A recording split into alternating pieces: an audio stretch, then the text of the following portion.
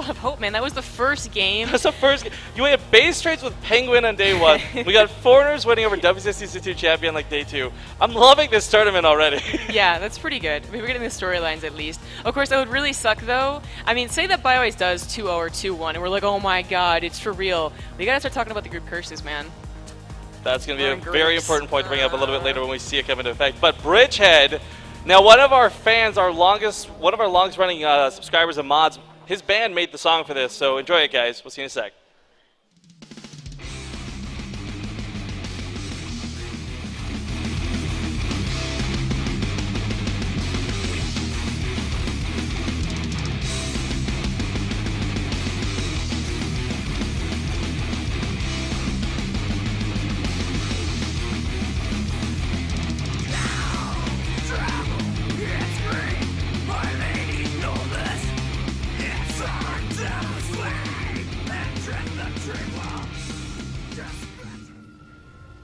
Big love goes out to Dr. Awesome if he's watching this, as well as his band, Train Bigger Monkeys. But ladies and gentlemen, we're in game number 2 here at the best of 3. It's the first part of the group, so the nice thing is you don't have to worry about any of your favorite players getting knocked out. It's the preliminaries that determines winners, losers matches. And surprisingly, I think it's safe to say, spawning on the left side of the map, down 1 game already in the series. It's going to be Root Gaming's Hydra.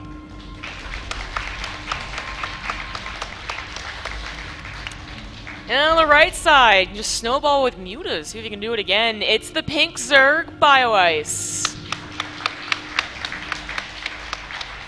Alright, and it's worth noting Bioice does play for Team Ascension. If Travis is watching this, he's been around for a long time and working on this team, so I'm glad to see he's got some good players who can certainly represent. But Bridgehead's a very fickle map. I mean, you know my feelings on this. I just hate this map in general. But for ZvZ, there's a lot of cool things that could happen. You've got wide open areas. You got further away thirds. You've got a bit of a going on here with the Overlords as they pass by each other. But the back rocks really make this one funny. You've got that dynamic of a third possibly being behind your base. You also have this giant opening that might catch you off guard later on. It's really important, I'd say, in ZvZ with things like roaches and lings with their high mobility to keep an eye on those rocks at all times. Yeah. Bioice is again going to try and get away with a bit of a greedier build, and certainly again Hydra is the one who probably still feels confident in the macro game. He's probably like, oh, I can't believe that happened. Let me just take it seriously right now. And he probably like that evil stare right now, you know, like the Jaedong stare, but it's on Hydra. Anyways. Well, what's worse, Jaedong stare or like the Mana stare? Okay, they're entirely two different But they're both very scary. Yes, that is true. That is true. But anyways, that Hydra's still probably like, I can take it in the macro game. I just messed up once, like whatever doesn't count. Where Bioice is like, yeah, I'm gonna get away with this. It's on Bridgehead too, a pretty large map. Your overlords don't exactly get to the natural too quickly, and in fact, Hydra didn't even send it to the natural; he sent it to the front. So he's gonna get away with a greedy build. I really like this. I mean, Hydra, if he had won that last game and look over their, the build order, because it takes like 5 seconds, been like, oh, he was a little bit greedy. I mean, maybe not on Bridgehead, maybe it's like Coda or something. He does an early pool, but he's not up 1-0. He's down, and if you cheese, especially on Bridgehead again, map I wouldn't expect to see it on, but hey, whatever, and you lose that way too, you just feel like, how did I do that? How did I lose to that? I don't understand. Like, Hydra's just confused all over, so...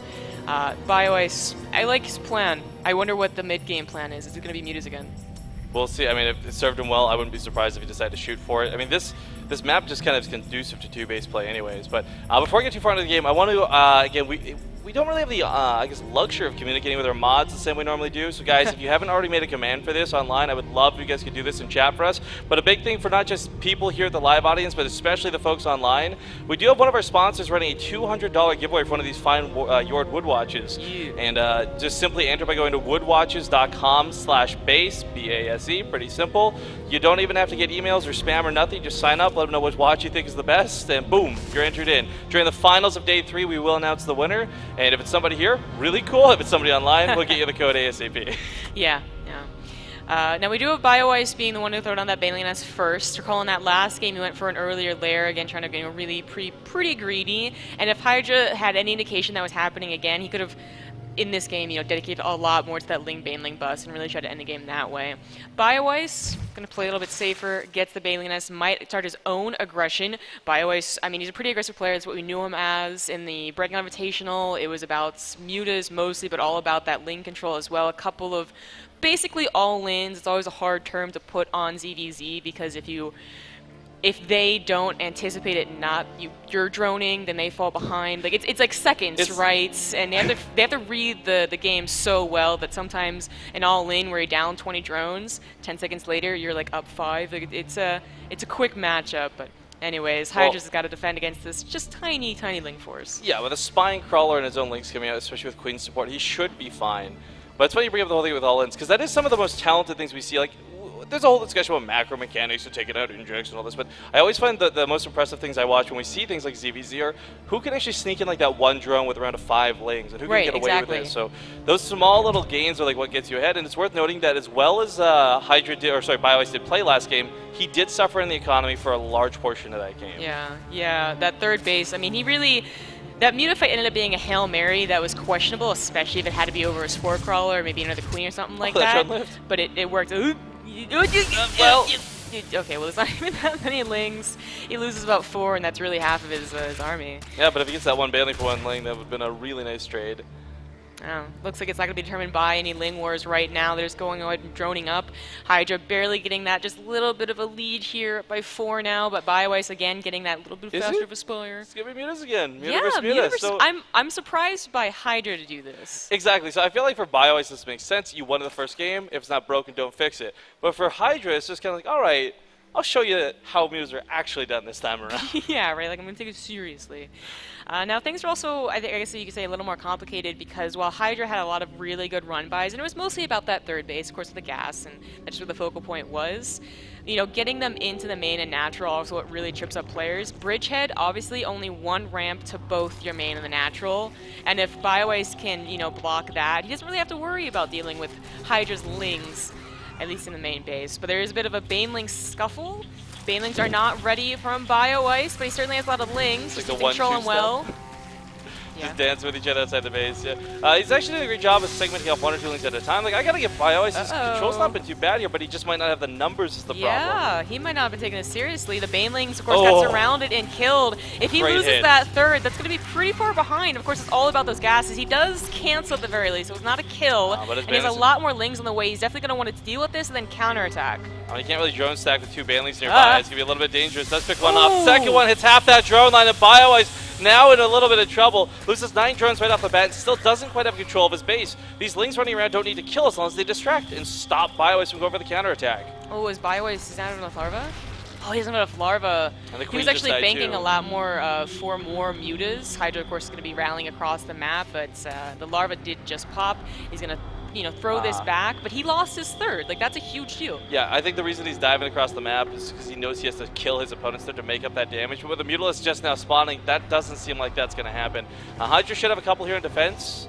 They're not exactly the greatest things in the world, but Lings also don't have any health. He needs to combine the four. Maybe it's not a big deal. Like if Bioice had run right across the map with the Mutas and only 2 of them were over here, I think the other ones were like killing Mutas or killing an Overlord in the back. That could have been bad, yeah. Well, it's up 14 drones down for Hydra, an entire base.